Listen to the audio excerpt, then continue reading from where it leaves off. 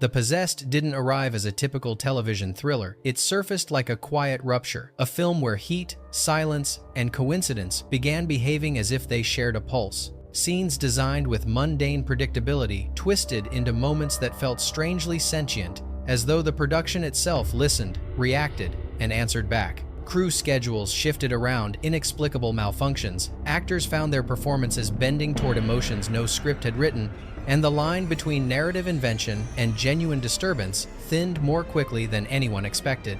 Why did a modest TV film gather phenomena that refused simple explanation? And what, exactly, followed the crew home after the cameras stopped? These are 20 weird facts you didn't know about The Possessed. Fact 1. Fire was never meant to carry symbolic meaning in The Possessed, yet from the earliest tests it behaved like a character with its own motives. During a controlled effects run, a narrow flame veered sideways against the airflow, drifting toward an untouched portion of the set. Technicians paused everything, expecting a misalignment in the nozzle, but instrument checks confirmed a flawless setup. When they triggered the system again, the flame shot upward with unnatural precision, elongating in a single column that pulsed as if responding to an unseen rhythm. Actors nearby described a brief sensation of pressure, like heat gathering behind them despite no ignition cues being active. Even stranger was a scorch mark discovered hours later on a wooden table that had not been exposed to fire. Its edges were clean, circular, almost intentional. Playback sessions only deepened the mystery. Editors noticed the fire flaring in perfect sync with the resurrected teacher's movements, leaning when he leaned, rising when he lifted his gaze. Isolated frames revealed fleeting distortions, tiny arcs of light twisting within the flame's core like symbols dissolving before interpretation. Engineers blamed lens reflection until the same patterns appeared on alternate cameras. Temperature sensors malfunctioned repeatedly, logging sudden spikes followed by abrupt drops, creating a thermal profile that resembled living response rather than mechanical output. One rehearsal halted abruptly when a wall sconce ignited, despite lacking any active wiring or fuel compound. Fire marshals deemed the event impossible under controlled conditions. The effects supervisor quietly requested that late-night tests be discontinued. Several crew members refused to stand near ignition rigs after sunset. Still, the anomalies continued fire that burned too calmly, fire that moved too intelligently, fire that seemed to echo the emotional tone of the scene. Though the studio ultimately framed the disturbances as analog unpredictability, those present believed something else entirely. The flames were not just reacting to physics. They were reacting to the story rising in moments of confession, recoiling during silence, and listening, somehow, to the weight of the man who had crossed between death and return. Fact 2. The crucifix positioned in the Academy's hallway was selected for its simplicity, a symbolic anchor meant to contrast with the story's growing unease, yet the object refused to remain still. On the first day of blocking, it detached from its mounting and fell cleanly to the floor, a direct, vertical drop that occurred the instant the resurrected teacher entered the frame. Carpenters reinforced the bracket, adding industrial screws and a hidden brace, but minutes later, the crucifix fell again, rotating mid-air in a controlled arc that challenged basic physics. Playback revealed an even more disturbing detail. Instead of falling straight down, the crucifix tilted subtly toward the actor, tracing a curved descent no lighting setup or airflow pattern could explain. During subsequent takes, the hallway lights dimmed not gradually, but in one synchronized flicker each time the cross struck the ground. Electricians rewired the entire corridor, replacing cables and switches, yet the behavior persisted. Actors described a sudden heaviness in their breathing whenever rehearsing near the crucifix, as if the air thickened around them. Over several days, faint scorch patterns appeared behind the mounting bracket, thin, branching lines resembling heat fractures, despite the wall being consistently cool to the touch. These markings deepened with each rehearsal, almost like a slow emerging message. When the director instructed the crew to remove the crucifix entirely, the replacement prop lightweight and adhered with industrial adhesive tilted forward during a take, though no physical force acted upon it. As tension rose, An even stranger anomaly surfaced. Shadows in the hallway shifted at inconsistent angles, bending toward the crucifix rather than away from light sources. Lighting diagrams could not reproduce the effect, and photographic tests showed shadows behaving normally until the actor stepped into position. The studio labeled the events hardware instability, but the crew's interpretation grew far more personal. The crucifix seemed reactive, responding not to structural stress, but to the emotional charge of the man who had left death behind. Some whispered that the object was not resisting gravity, it was resisting the presence of someone who should not have returned. Fact 3. Sound design typically provides stability to a production, but The Possessed transformed its audio department into the center of mounting dread. During early mixing, engineers noticed a low-frequency vibration beneath several dialogue tracks, a subtle thrum that microphones had not captured on set. The tone pulsed irregularly, too structured to be ambient noise, yet too shapeless to be classified as mechanical interference. When isolated, the resonance produced an immediate physical sensation: tightening chests, pressure behind the eyes, the uncanny sense of being observed from an unseen corner of the room. Attempts to filter the sound only intensified the anomaly. Removing certain frequencies caused dialogue to flatten unnaturally, stripping emotional nuance. Shifting the resonance on the spectrum made it migrate, reappearing in new locations within the mix. Most disturbing, however, was its apparent intelligence. Whenever editors rearranged scenes, the frequency changed in response, deepening during spiritual confrontations, sharpening during confessions, and disappearing entirely in scenes where the resurrected teacher appeared vulnerable. No known artifact behaves this way. One night, a muted console channel activated spontaneously, emitting a faint clicking that synchronized perfectly with the unseen frequency. Even after the engineers disconnected the soundboard, the clicking continued until the reel was removed. A junior mixer reported hearing what sounded like a whispered phrase buried in the resonance, though repeated examinations revealed no measurable waveform. When the director first encountered the anomaly, he dismissed it as tape degradation until the frequency surged audibly during a moment when the teacher confronted the film's unseen force. The sound responded as though participating in the scene. As the mix neared completion, engineers stopped referring to the phenomenon as noise. The frequency felt reactive, like a second voice emerging from the film, shaping itself around the story's unresolved grief and unspoken terror. Official notes described it as analog instability. But those who worked in the dim glow of the mixing booth believed the truth more unsettling. They were not just designing sound, they were listening to something already speaking through it. Fact 4. Wardrobe work on The Possessed was supposed to be a straightforward matter of distressed fabrics and continuity logs, yet the resurrected teacher's suit became one of the production's most persistent anomalies. The garment, hand-aged with subtle fraying and smoke-toned dyes, returned each morning looking inexplicably restored.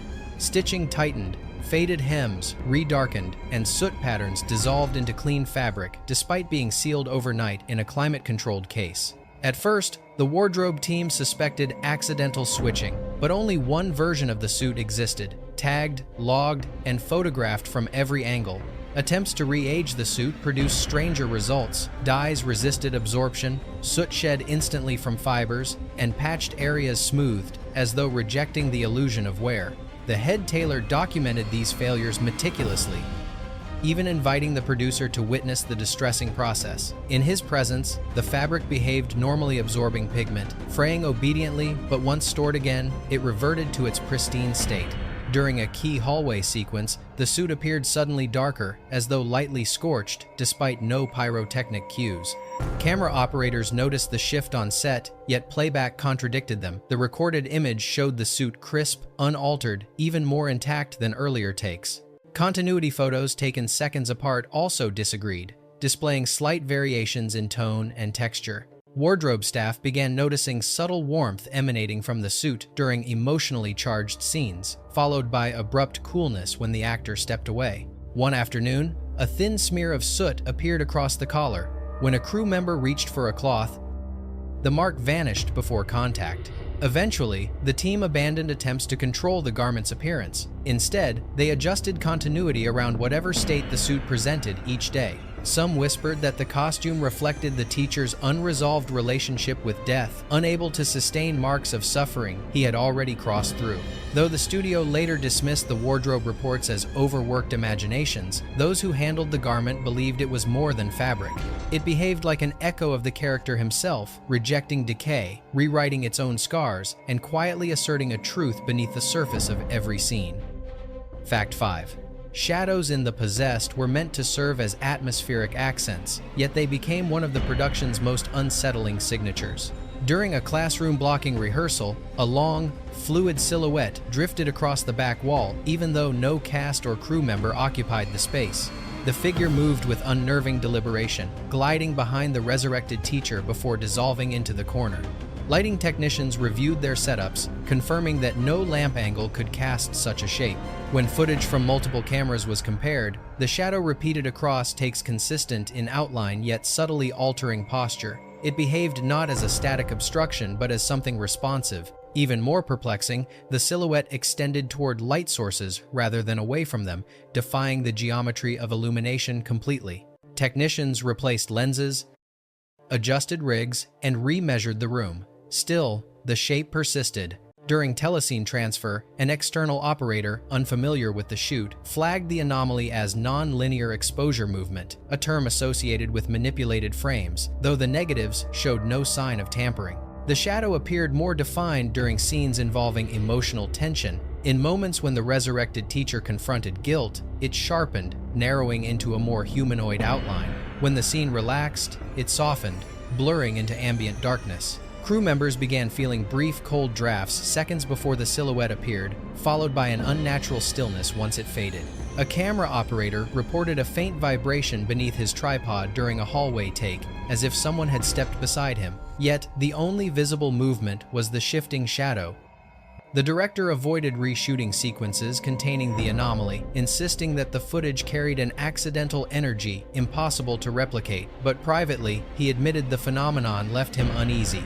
By the end of production, some believed the shadow represented a displaced echo of the teacher, his past or his death trailing him in visual form. Others described it simply as the thing that watched. Though the studio later dismissed the images as lighting quirks, those present held a more intimate interpretation. The shadow did not belong to anyone on set. It belonged to the story. Fact 6. Script development for The Possessed was already in flux when the writers realized the pages seemed to evolve independently of their revisions. The earliest drafts included a symbolic scene of burnt documents scattered across a forbidden room. Before that sequence could be filmed, a contained fire broke out in the prop department, destroying only the blank pages reserved for the scene, leaving nearby materials untouched. Inspectors cited wiring failure, yet the burn pattern resembled a single, focused ignition rather than a spreading flame. As rewrites continued, the script began displaying contradictions. Lines appeared that no writer remembered drafting, referencing themes that had been discussed privately but never formally included. Marginal notes appeared in unfamiliar handwriting, describing character motivations that later aligned uncannily with spontaneous actor improvisations. When the script coordinator attempted to trace authorship, she discovered identical phrases appearing on different versions stored in separate rooms. During late-night sessions, staff heard faint typing from the locked writing office. Security footage consistently showed an empty room. When they printed new pages, printers jammed only on sections, removing references to guilt or fire. Digital files corrupted in similar areas, as though resisting revision. The most startling moment came when a discarded early outline resurfaced verbatim within a new draft, paragraphs identical in structure and tone, despite having been deleted months earlier. No team member admitted reintroducing them. Even the pacing of scenes seemed guided by an unseen logic, aligning naturally with emotional arcs the writers had not consciously planned. Actors reading new pages often responded with recognition, claiming certain lines felt remembered rather than newly written. During a table read, the resurrected teacher's monologue shifted the room into strange stillness. When the coordinator checked the script afterward, the printed text differed subtly from the digital file, as if updated between breaths. Though the studio attributed these experiences to fatigue and overlapping drafts, the writing team felt otherwise. They believed the story possessed a hidden architecture, one that revealed itself through persistent correction, shaping dialogue, restoring discarded beats, and pulling every revision back toward a version of itself the writers had not yet fully discovered. Fact 7. Casting for the possessed should have been routine, yet the role of the resurrected teacher quickly revealed patterns too precise to ignore. When the actor auditioned, he carried the weary gravity of someone who had lived through the character's suffering rather than studied it. His reading was calm, focused, almost eerily aligned with tonal shifts the writers had not finalized. More unsettling was the notebook he brought, a private sketch journal filled with abstract markings he claimed were remnants of an abandoned art project. Several drawings bore uncanny resemblance to conceptual designs created early in development, images never released to the public, nor circulated outside a small production circle. When confronted with the similarity, the actor appeared genuinely confused. During rehearsals, he slipped into emotional rhythms that matched themes not yet scripted.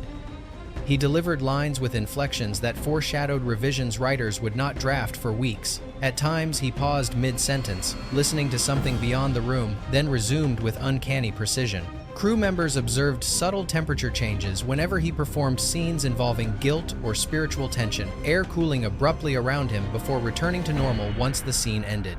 Makeup artists noted that shadows formed differently on his face during emotionally charged takes, deepening into hollow tones that vanished once the camera cut. Even his blocking seemed preternaturally aligned. He stepped into marks before tape was applied, predicted camera movements without instruction, and instinctively avoided areas of the set where unexplained disturbances later occurred. During downtime, the actor wandered the academy corridors with quiet familiarity, as if retracing paths he had walked in memory rather than for rehearsal. A production assistant later swore she heard him speaking in a low voice to someone unseen, reciting fragments of dialogue that did not appear in any draft. His performance, once recorded, carried a sense of inevitability, less like acting than recollection. Privately, several crew members admitted they felt the role had chosen him rather than the other way around. Though the studio praised his dedication, those closest to the production believed something more intangible had guided his portrayal, a resonance between man and story that blurred the line between possession and embodiment. Fact 8. Location scouting for the possessed led the team to an aging academy whose architecture seemed ideal for the film's bleak atmosphere, yet the building's presence quickly proved more participatory than passive. Even during preliminary visits, scouts reported a faint scent of burned paper lingering in certain hallways, strongest in areas related to scenes of spiritual conflict. Though the academy had experienced a small electrical fire decades earlier, records showed the incident had caused negligible damage. Still, the scent persisted, vanishing in the mornings, returning each afternoon as the sun lowered. A sealed door in the West Wing drew particular attention. During scouting, it refused to budge, rusted shut. Yet on the first day of filming, it swung open without resistance, revealing a room coated with soot patterns that resembled smeared fingerprints trailing across the walls. Maintenance staff insisted the room had not been accessed in years. The crew refused to shoot there, so the director ordered a full reconstruction of the room on a soundstage. But the replica soon manifested identical streaks of soot, reforming overnight even after cleaning. The building's layout also appeared to shift subtly throughout production. Stairwells seemed shorter on some days, echoes behaved differently in familiar hallways, and light bent oddly around certain corners, creating the illusion of curved architecture where none existed. A Steadicam operator captured a brief shimmer at the intersection of two corridors, a heat mirage with no heat source behind it. During nighttime shoots, the academy emitted faint vibrations beneath the floor, like distant footsteps pacing beneath the structure. Windows rattled during moments of heightened emotion in the script, even when wind reports showed absolute stillness. Cold drafts seeped from under door frames whenever lines invoking death or return were rehearsed. Crew members eventually avoided walking alone in the West Wing, convinced the building listened. Though the studio dismissed these experiences as atmospheric coincidence, those present felt a different truth. The academy responded to the story. Its walls, air, and shifting silence seemed shaped by the narrative's tension, as though some dormant residue awoke with each scene filmed inside its corridors. Fact 9. Props in The Possessed were designed to emphasize physical realism, grounding the supernatural with tangible texture. Yet, the small bronze desk bell used in a confrontation scene refused to behave like a lifeless object. During early tests, its ring emerged sharper and brighter than anticipated, producing high, crystalline overtones inconsistent with its aged appearance.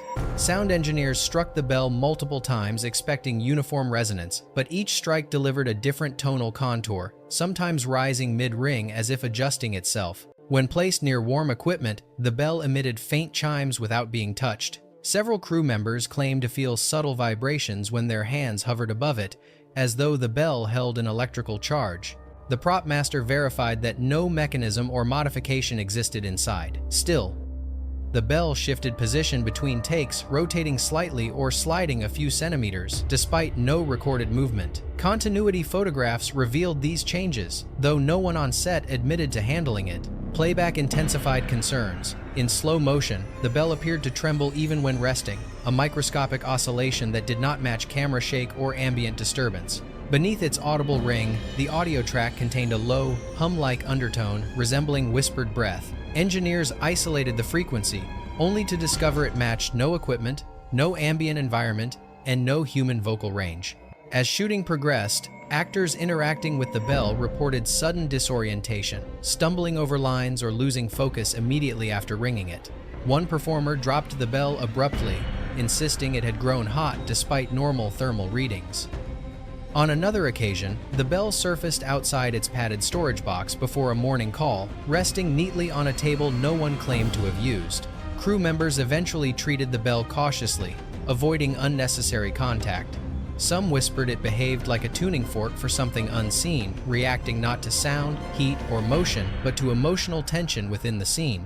Though the studio cataloged it as ordinary set dressing, those who witnessed its shifting tones believed the bell was more than a prop. It acted like a quiet interlocutor, answering the film's tension with its own subtle voice, vibrating with a purpose no one could fully decipher. Fact 10.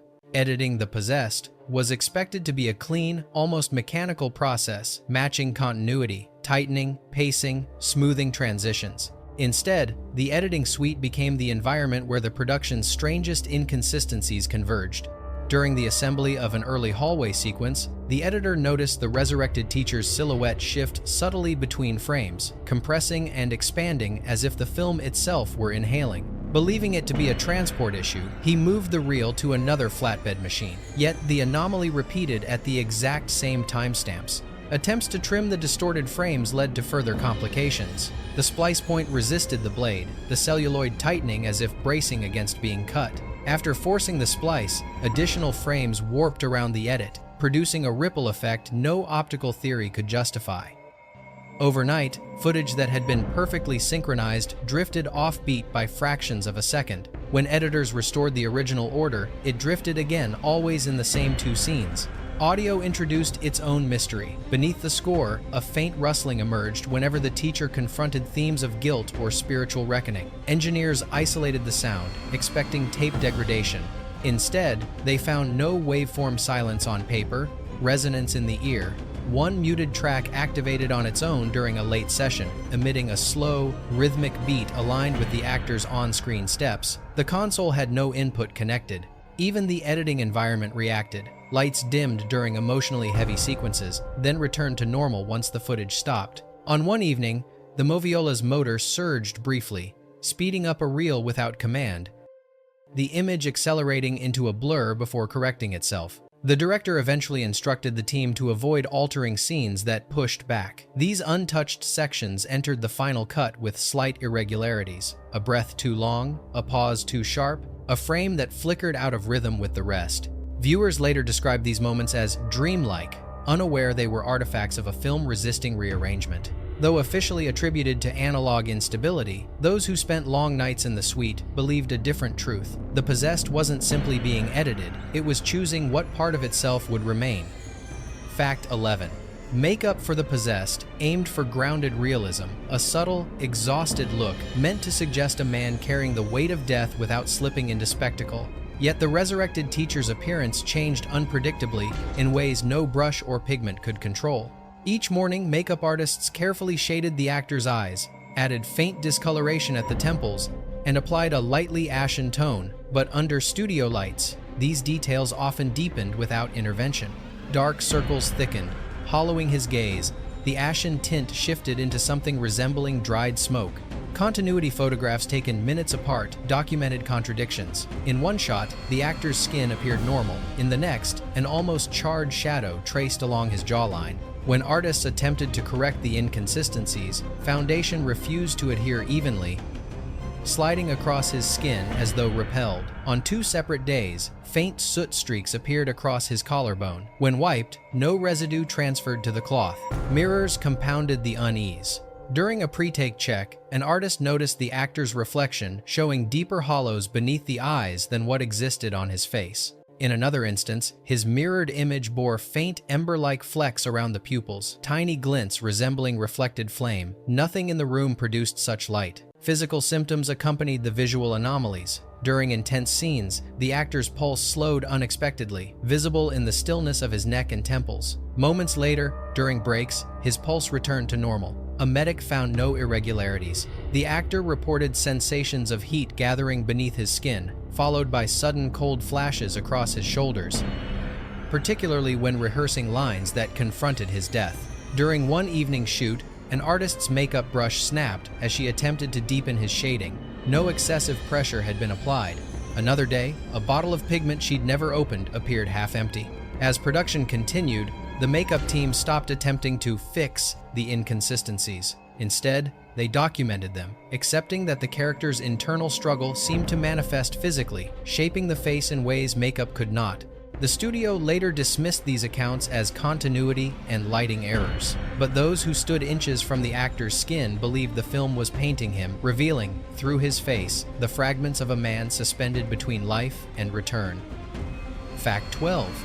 Music was intended to stabilize the possessed, grounding the supernatural narrative with restrained orchestration. The composer delivered a palette of muted strings, dissonant drones, and low sustained chords. Yet, once the cues were layered beneath the footage, new tonal elements surfaced, textures the composer had not written, the orchestra had not played, and the session logs did not reflect. During a scene where the teacher senses a malignant presence, the background drone developed a faint choral undertone, a breath-like rise and fall, almost human. Engineers isolated the frequency and found it did not match any known instrument or ambient source. When filtered, the undertone migrated to another register, refusing to be removed. Rearranging the film's timeline affected the music in inexplicable ways. Moving a scene earlier deepened the harmonic, shifting it later sharpened the pitch. During a late-night review, a muted console channel lit up despite having no input, emitting a low pulse perfectly synchronized with the teacher's heartbeat as recorded in the previous take. Disconnecting the board failed to stop the phenomenon. The most startling moment came during the climactic exorcism mix. As the protagonist confronted the force haunting him, a swelling chord emerged unwritten, unperformed, but harmonically perfect. It rose from silence like a confession, then died abruptly, leaving the mixing booth in weighted quiet. The composer, normally unflappable, admitted the chord felt like a sentence finished by someone I couldn't see. Unexpected in weather aftersis. Spectrogram analysis revealed tonal structures shaped unlike any analog artifact, layered frequencies forming shapes more akin to speech than music. When engineers attempted to recreate them synthetically, the results felt lifeless, lacking the emotional resonance present in the film. Decades later, viewers described feeling pulled closer during certain musical cues, as if the film's sound design leaned toward them with intention. Though officially labeled as tape irregularities, the crew believed the score had absorbed the production's turbulence, becoming, in effect, a second narrator, one whose voice did not accompany the film but haunted it. Fact 13. The pyrotechnic design for The Possessed relied on mathematical precision fuel ratios, ignition timing, pressure calibration, yet fire on this production behaved with an unsettling autonomy. During a controlled corridor burn, the flame jets curved toward a darkened corner rather than following the programmed outward trajectory. Technicians assumed airflow interference, but smoke tests revealed stable currents. When the sequence was reattempted, the flames rose in synchronized pulses that aligned uncannily with the resurrected teacher's footsteps, as though responding to his movement.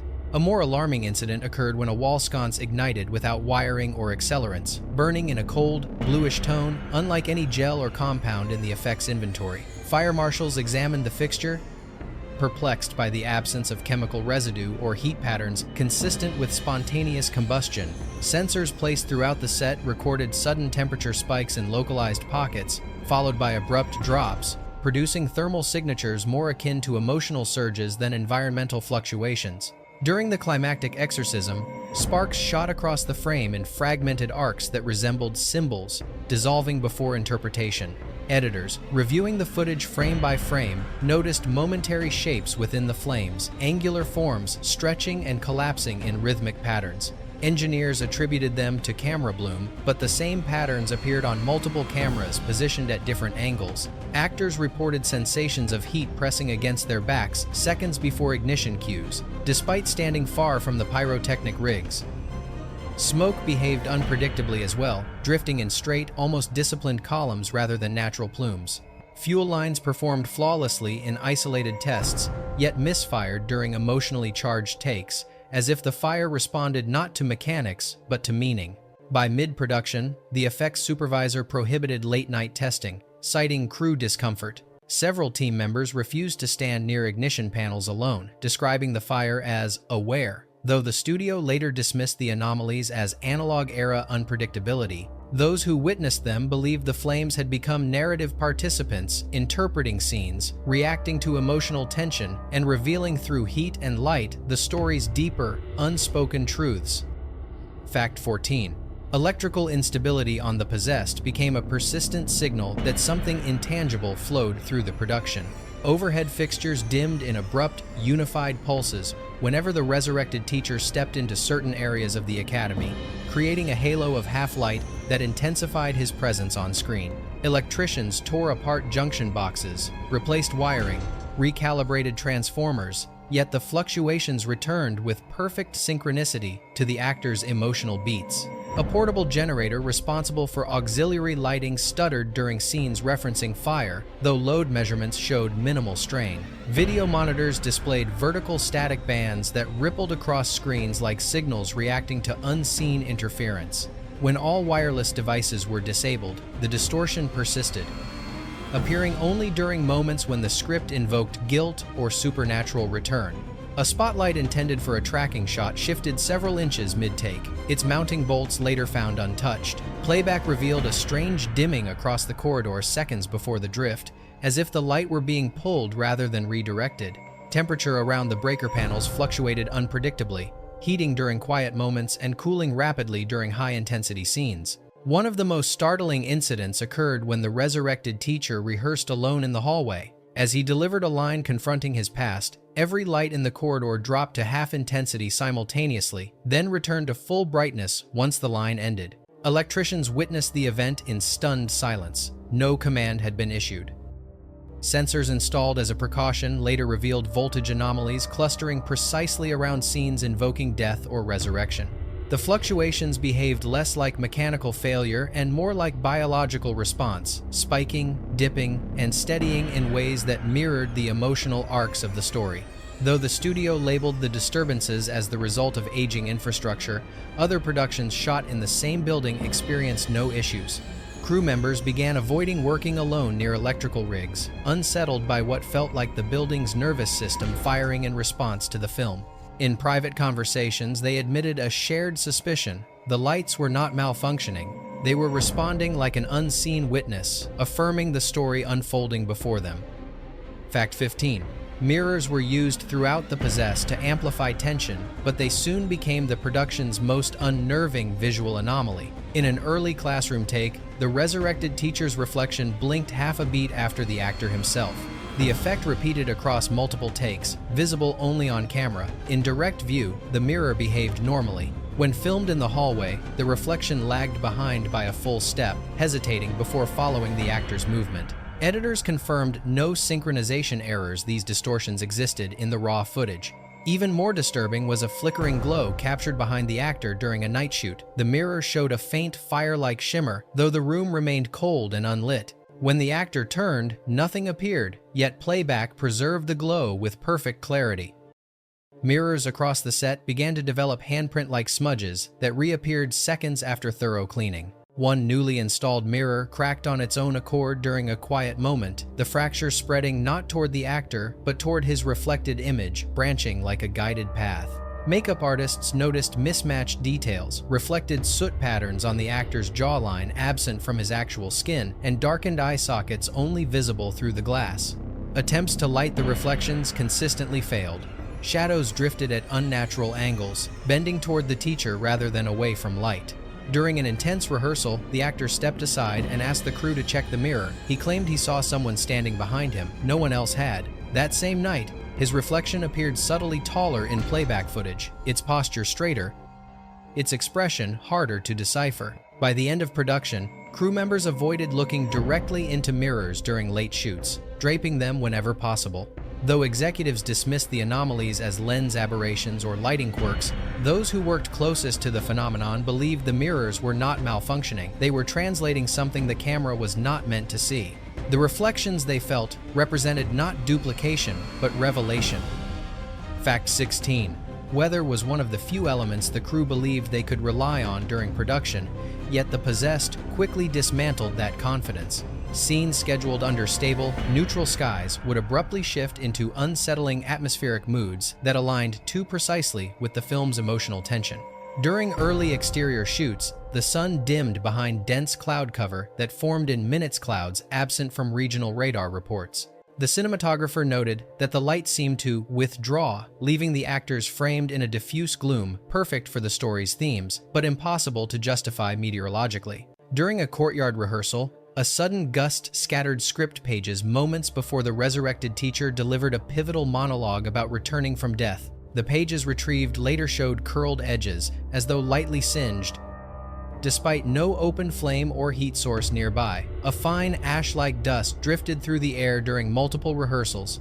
Crew members brushed it from their sleeves, yet samples collected produced no chemical signatures of actual ash. Night shoots intensified the oddities. Temperature sensors recorded drops of 5 to 7 degrees within minutes, visible in the actor's breath despite warm surrounding conditions. Fog appeared behind the Academy facade with slow, deliberate motion rolling forward, freezing just at the edge of the lighting grid, then dissolving as though obeying direction. Indoors, the weather followed them.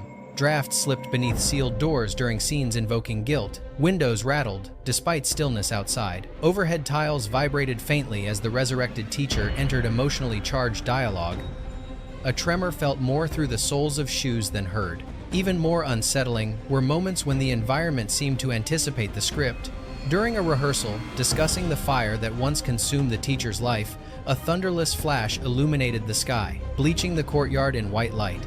No storm formed before or after. Crew members began joking uneasily that the weather read ahead. By mid-production, the director stopped checking forecasts entirely. He planned scenes around instinct rather than data. Though the studio later described the meteorological events as coincidence, those on set believed the natural world had begun mirroring the story, bending, dimming, and reshaping itself to reflect a narrative grappling with forces beyond human comprehension. Fact 17. The hospital sequences in The Possessed were intended to ground the supernatural in clinical reality, yet they became one of the film's most unsettling arenas of disturbance. From the outset, the resurrected teacher's medical chart refused to remain consistent. Dates shifted, diagnoses rewrote themselves, and handwriting changed styles between takes, even though new sheets were printed before each shoot. When the script supervisor attempted to photograph the discrepancies, the text blurred in her images clear to the eye, unreadable on film. During one rehearsal, a dormant heart monitor unplugged, with no battery and used only as a background prop activated inexplicably, displaying rhythmic pulses in perfect sync with the actor's breathing. The machine fell silent the moment he stepped away. Technicians disassembled it and confirmed the impossibility of its behavior. IV bags filled with tinted water turned cloudy during scenes referencing death or resurrection, but cleared the instant cameras stopped rolling. A moment that shook the crew occurred during a slow pan across an empty hospital bed. The mattress depressed as if bearing weight, held for several seconds, then released abruptly. No rigging existed beneath it. Playback verified the indentation's presence. Nurse uniforms developed faint scorch streaks despite having been pressed minutes earlier, and the marks would vanish before anyone could document them. A rolling gurney shifted across the floor unassisted, gliding a few inches with the smoothness of deliberate movement. Actors described an oppressive stillness permeating the hospital set, a silence that felt less like absence and more like something holding its breath. When the resurrected teacher rehearsed a confrontation scene, the overhead lights dimmed in a gradual wave starting from the door and ending above him, mimicking the path described in the script, yet no cue had been programmed. The lighting board recorded no activity. The director eventually removed several prop-dependent moments from the script, unwilling to battle phenomena that seemed to rewrite intentions. Official reports noted environmental inconsistencies, but those who walked the hospital corridors at night believed something deeper was at play, an interaction between the sterile environment and the film's preoccupation with death, return, and the fragile border between the two. Fact 18. Animals brought onto the set of The Possessed were meant to add subtle realism, fleeting background movement, natural reactions, nothing more. Yet, from their first appearance, the creatures behaved as though responding to invisible cues that bypassed human perception entirely. The trained dog used for exterior scenes refused to enter the Academy's West Wing. Each time handlers guided it forward, the dog braced its legs, growling at a patch of empty corridor. When forced inside, it whimpered continuously, fixed on a shadow beneath the staircase that contained no visible object. Birds slated for simple atmospheric shots reacted more dramatically. During takes involving the teacher's past or the film's themes of returning from death, the birds launched into the air prematurely seconds before clapperboards fell. Their flight pattern was unusual, spiraling upward in tight coils, resembling smoke rising from a smoldering source. Ornithologists later confirmed the formation mirrored emergency escape behavior used only when birds sense danger humans cannot detect. Even insects exhibited strange tendencies. Moths gathered consistently around the resurrected teacher's desk lamp, ignoring traps placed throughout the building. The clustering grew denser during emotionally charged scenes, particularly those invoking fire. When scenes shifted away from tension, the insects dispersed abruptly. Audio anomalies provided further proof. Sensitive microphones captured faint chittering noises beneath floorboards, rhythmic, patterned, and synchronized with the actor's emotional cadence. No rodents were found. One evening, the dog broke free from its handler during a particularly intense rehearsal. Instead of fleeing, it ran directly to the actor's mark, pressed itself against his leg, and trembled violently until the scene ended, then returned to calm as if nothing had occurred. Handlers eventually advised discontinuing the use of animals altogether, citing unpredictable responses. Though the studio attributed the events to stress or environmental triggers, the crew held a quieter interpretation. Animals sensed something woven into the film, some residual current of fear, guilt, and unspoken presence moving in the spaces humans rationalized away. Their reactions felt less like instinct and more like warning. Fact 19. The climactic confrontation in The Possessed required meticulous coordination, controlled fire bursts, collapsing props, and a long tracking shot capturing the resurrected teacher at his most vulnerable. Yet from the moment rehearsals began, the scene resisted technical obedience. During the first run-through, the bookshelf collapsed prematurely, falling with violent force several seconds before the cue. The effects team paused everything, convinced a mechanical latch had failed, but inspection revealed a perfectly functioning rig. The next attempt produced the opposite anomaly. The shelf refused to fall at all, holding rigidly despite the trigger being pulled repeatedly. When the final setup seemed stable, the full take introduced new contradictions. As the shelf collapsed, debris scattered in a precise arc, encircling the actor so symmetrical that the stunt coordinator described it as protective, a pattern impossible to achieve accidentally. On playback, editors noticed a faint shimmer in the air just before impact, a distortion that bent the light for only a fraction of a second. It resembled heat ripple, yet the pyrotechnic cue had not fired. Audio recorded during the collapse only deepened the unease. Instead of a single crash, the sound captured layered pulses, resonant tones overlapping in a rhythm similar to choral breathing. Engineers stripped the layers down repeatedly, but the harmonic pattern remained embedded in the track. During additional takes, the fire behaved erratically. Flame jets pulsed in offbeat intervals, aligning more with the actor's emotional delivery than with ignition timing. Smoke surged upward in unnaturally tight coils, forming hints of angular shapes that vanished when frames were slowed. Actors described a pressure in their chests right before each ignition, as if the room tightened around them. One performer briefly lost his voice mid-line, recovering instantly once the camera cut. The studio later trimmed several seconds from the sequence, citing visual instability unsuitable for broadcast. But crew members remembered something far less technical: the impression that the set itself was responding, bending, and exhaling in tandem with the story's final confrontation. Many felt they had filmed a moment the production had not staged, something emerging through heat, light, and collapse that belonged less to the script and more to whatever lingered behind it. Fact 20. Even after production wrapped, disturbances linked to the possessed continued to surface quiet at first, then accumulating into a pattern the crew struggled to dismiss. Editors storing reels overnight discovered them slightly rearranged each morning, labels facing inward instead of outward. A telescene operator encountered the same malfunction every transfer session. The machine jammed at a single frame, a close-up of the teacher's face. In the surrounding footage, his expression was neutral, but in that one frame, his gaze sharpened, as though acknowledging the viewer directly. Archivists confirmed the frame was unaltered, yet every new transfer reproduced the anomaly. The sound team reported a low, rhythmic thump beneath the final mix, too soft to disrupt the score, yet too consistent to be accidental. Attempts to remove it temporarily succeeded, but the pulse returned in subsequent exports, settling deeper into the waveform each time. Cast members experienced their own echoes of the production. One actress dreamed repeatedly of walking through the Academy's West Wing, hearing footsteps behind her but finding the hall empty when she turned. Another noticed that the mirrors in her home fogged lightly whenever she practiced lines related to the film's final confrontation. Viewers years later wrote, describing electronics flickering at the exact moment the film's supernatural sequences intensified. Some experienced sudden chills during scenes connected to the teacher's death, even in warm rooms. The studio dismissed these reports as psychological projection, byproducts of atmospheric storytelling.